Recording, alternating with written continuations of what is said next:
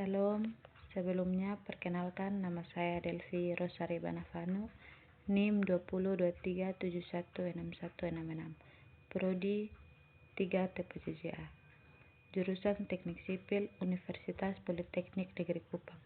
Di sini saya akan mempresentasikan sebuah materi yang berjudul metode momen distribusi atau momen cross.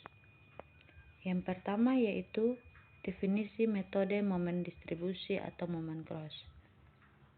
Metode distribusi momen pertama kali diperkenalkan oleh Harry Cross pada tahun 1933 dalam bukunya yang berjudul Analysis of Continuous Frames by Distributing Fiches and Moments. Metode distribusi momen juga dikenal sebagai metode cross. Metode ini merupakan salah satu metode yang dipakai untuk analisis struktur balok menerus dan portal statistik tentu. Metode distribusi momen didasarkan pada anggapan sebagai berikut. Yang pertama, perubahan bentuk akibat gaya normal dan gaya geser diabaikan, sehingga panjang batang-batangnya tidak berubah.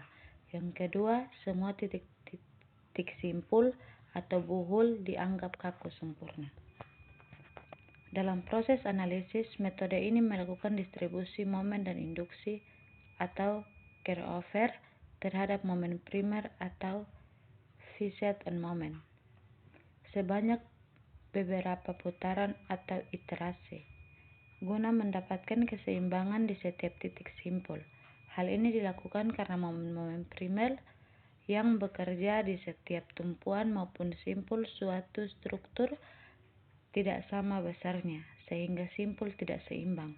Untuk mendapatkan keseimbangan simpul, melakukan perputaran sehingga momen primer di tiap simpul melakukan distribusi atau pembagian sampai jumlah momen primer di masing-masing simpul sama dengan 0.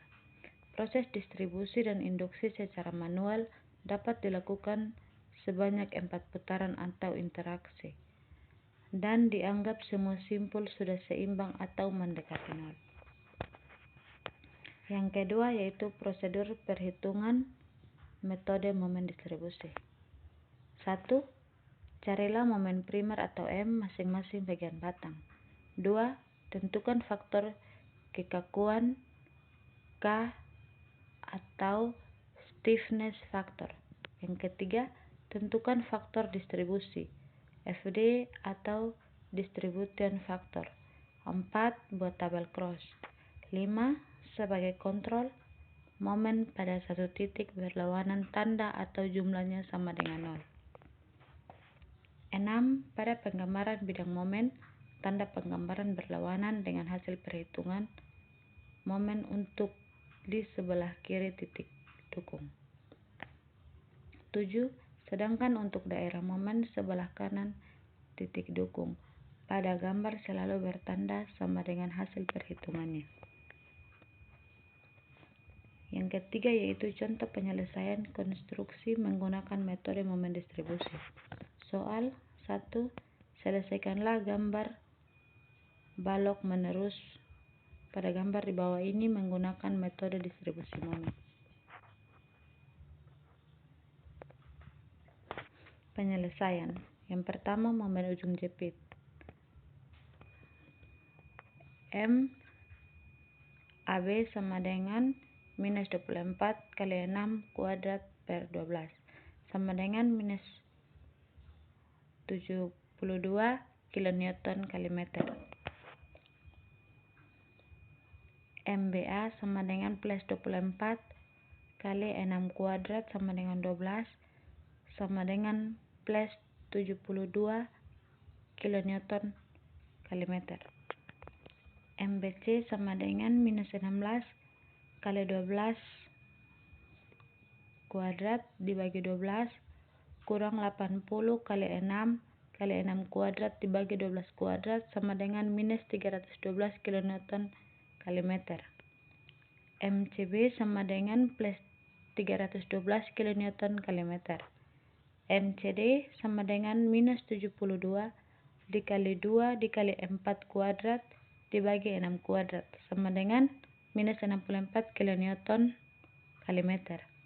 MCD sama dengan minus 72 dikali 4 dikali 2 kuadrat dibagi 6 kuadrat sama dengan plus 32 kilonewton kali meter. MDE sama dengan minus 24 dikali 1,5 sama dengan minus 36 kilonewton kali meter. Yang kedua yaitu kekakuan batang dan faktor distribusi. Kekakuan batang KBA sama dengan 3 dikali E dikali 3I per 4 dikali 6 sama dengan 0,3750. 3BC sama dengan A dikali E dikali 10I per 4 kali 12 sama dengan 0,8333. KCD sama dengan 3 dikali E dikali 2I per 4 dikali 6 sama dengan 2,2500. Faktor distribusi FD BA sama dengan 0,3750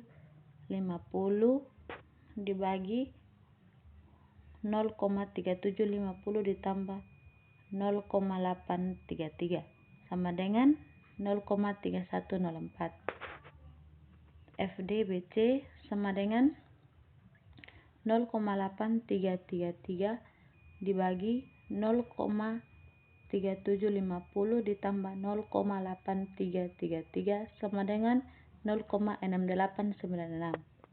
FDCB sama dengan